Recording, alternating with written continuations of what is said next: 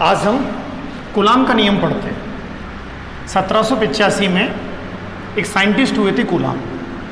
उन्होंने क्या है कि दो जो बिंदु आवेश होते हैं, एक बिंदु आवेश ले लिया आपने, एक और बिंदु आवेश ले लिया आपने। माना कि यहाँ पे दो बिंदु आवेश हैं, एक बिंदु आवेश आपका Q1 है, एक बिंदु आवेश आपका Q2 है।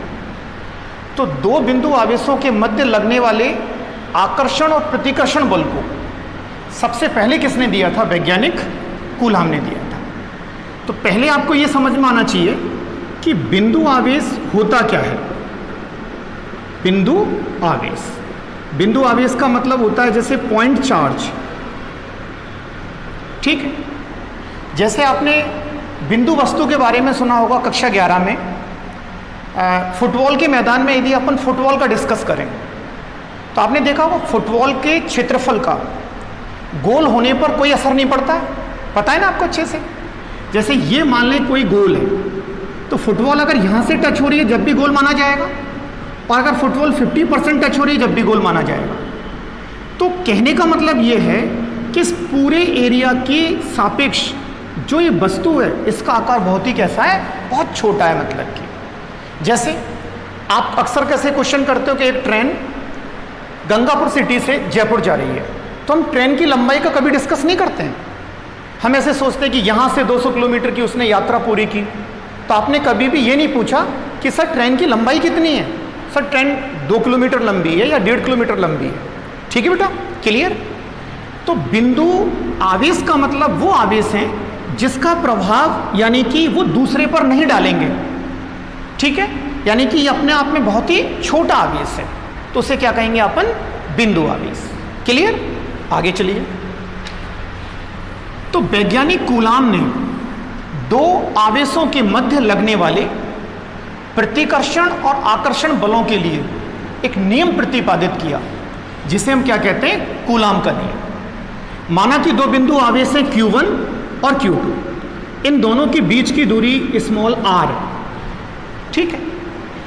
अब आप थोड़ा सा ऐसे समझ लीजिए, तो इन दोनों के मध्य लगने वाला आकर्षण और प्रतिकर्षण बल F,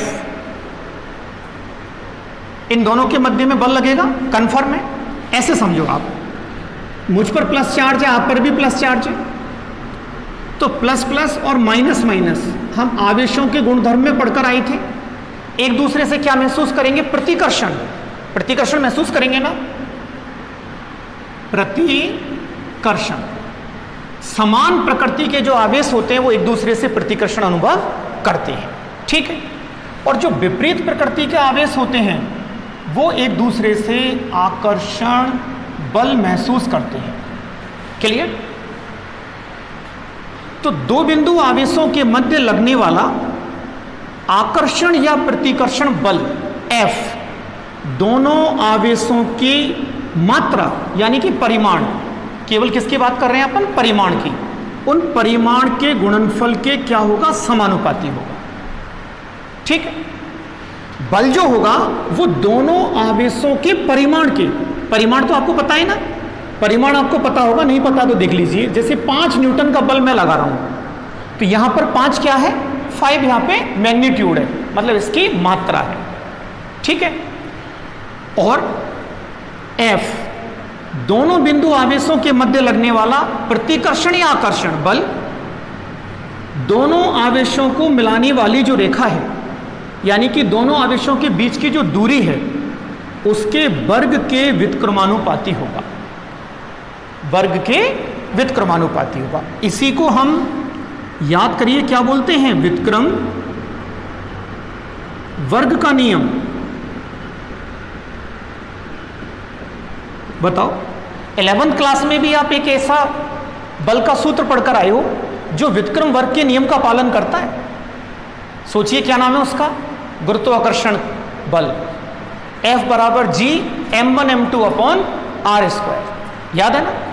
तो दो समीकरण आपके पास मिल गई, समीकरण नंबर 1 और समीकरण नंबर 2।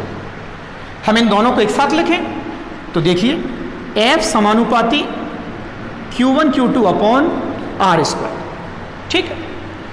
अब समानुपाती जब हम चिन्ह को हटाएंगे तो कोई नियतांक आएगा, एक नियतांक हमें लगाना पड़ेगा, तो हम समानुपात को हटा देते हैं इसमें से, और एक नए नियतांक की हम बात करते हैं, वो है 1/4 pi epsilon nought Q1 Q2 upon R square. ठीक है, यहां माना K बराबर है 1/4 पाई एप्सिलॉन नॉट। ठीक है, K हमने स्वैच्छिक माना है, ऐसा नहीं है कि आपको यहां फिक्स K ही मिलेगा। आप बहुत सारी बुक्स देखोगे उसके अंदर आपको K नहीं मिलेगा, आपको ऐसे मिलेगा कि निर्वात इन दोनों आवेशों के मध्य में कोई भी माध्यम हो सकता है। जैसे निर्वात हो सकता है, दोनों आवेशों के बीच में पानी हो सकता है, दोनों आवेशों के बीच में लोहा रखा हो सकता है, पैराफिन हो सकता है, मोम हो सकता है, कागज के टुकड़े रखे हों, कोई भी माध्यम संभव है।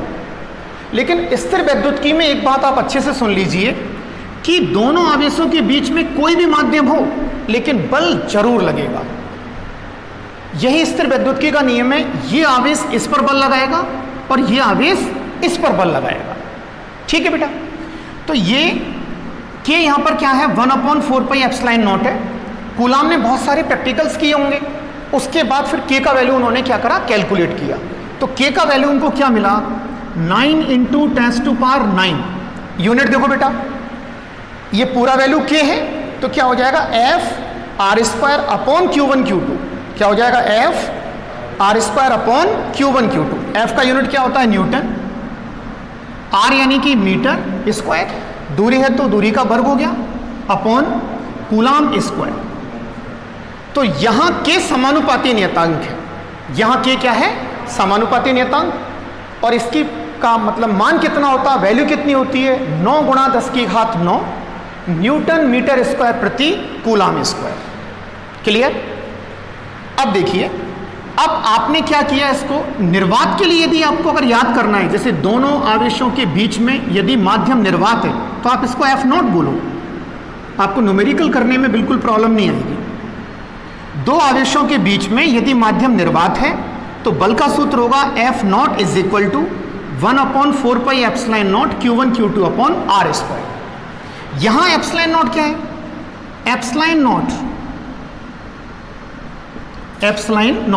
तो एप्सिलॉन नॉट क्या चीज है, ये निर्वात की विद्युतशीलता है। क्या है, निर्वात की विद्युतशीलता। विद्युतशीलता को हम इंग्लिश में परमिटिविटी कहते हैं। परमिटिविटी इज अ परमिशन, मतलब क्या चीज बतलाएगा आपको, इसको परमिशन देगा वो। परमिशन किस चीज की, कि चार्ज कितना फ्लो हो रहा है। ठीक है, तो विद्युतशीलता एप्सिलॉन नॉट क्या है, यहाँ पे विद्युतशीलता है। ठीक है, और विद्युतशीलता का जो मान है निर्वात के लिए वो होता है 8.854 × 10⁻⁻12।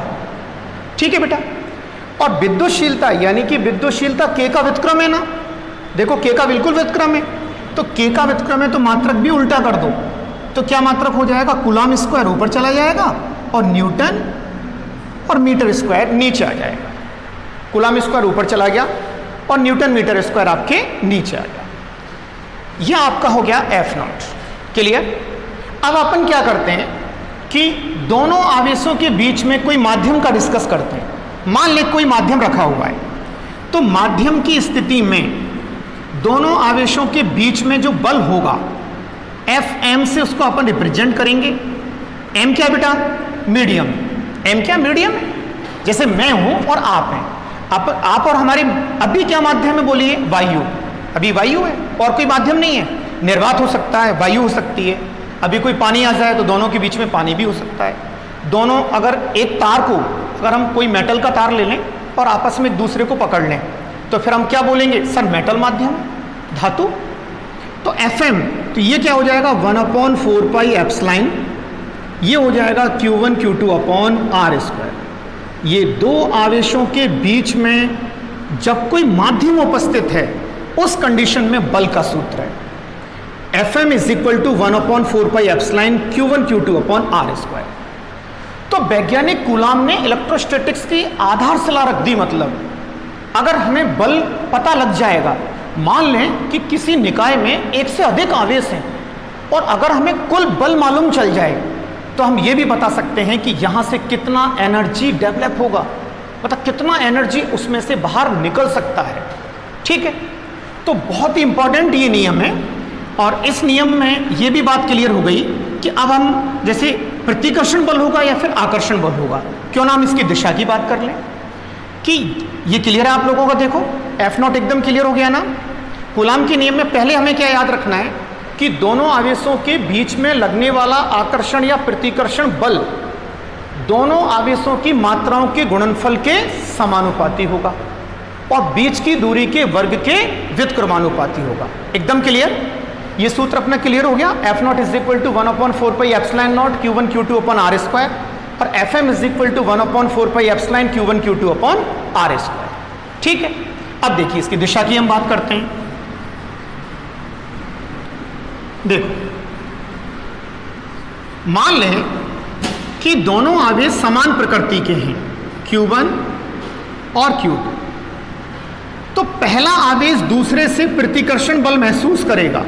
प्रथम आवेश यानी कि फर्स्ट, F12 का मीनिंग क्या है? जो आवेश प्रतिकर्षण महसूस कर रहा है, कौन? मैं। किससे कर रहा हूं? आपसे।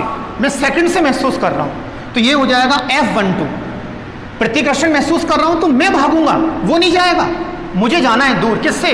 Q2 से। अब हम इसकी बात करते हैं। F21 दूसरे आवेश के द्वारा प्रथम से महसूस किया गया बल। तो जो बल की दिशा है, देखो आप बेटा बड़े ध्यान से देखो, जो बल की दिशा है वो क्या होगी? जो दोनों आवेशों को मिलाने वाली जो क्रिया रेखा है, यानी कि जो ये लाइन है, इस लाइन के क्या होगी? अनुदिश होगी। इस लाइन के अनुदिश होगी। अब हम क्यों ना इनकी प्रकृति को विपरीत कर लें। देखो विपरीत कर लिया हमने, एक Q1 हो गया और एक Q2। तो पहला आवेश दूसरे से क्या महसूस करेगा? आकर्षण। बिल्कुल करेगा ना। और दूसरा आवेश पहले से क्या महसूस करेगा? वो भी आकर्षण महसूस करेगा। देखो कर रहे हैं ना, क्योंकि प्लस माइनस से क्या महसूस करेगा? अट्रैक्शन। तो पहला आवेश दूसरे के पास आने का प्रयास करेगा और दूसरा आवेश भी पहले आवेश के पास आने का प्रयास करेगा। तो दो बातें बिल्कुल क्लियर होनी चाहिए कि दो बिंदु आवेशों के मध्य लगने वाला जो बल होगा वो क्या होगा? दोनों आवेशों को मिलाने वाली जो रेखा है उसके अनुदिश लगेगा, उसके अनुदिश लगेगा। कहीं लंबवत की बात नहीं करना। जैसे आप ऐसे नहीं कह सकते कि एक आवेश Q1 है और एक आवेश Q2 है, इन दोनों के बीच में बल ये लग रहा है, ये नहीं लगेगा। बल हमेशा क्या लगेगा? उसके अनुदिश ही लगेगा, मिलाने वाली रेखा के अनुदिश लगेगा। ठीक है ना। तो कूलाम का नियम आपको एकदम से क्लियर हो गया होगा बिल्कुल।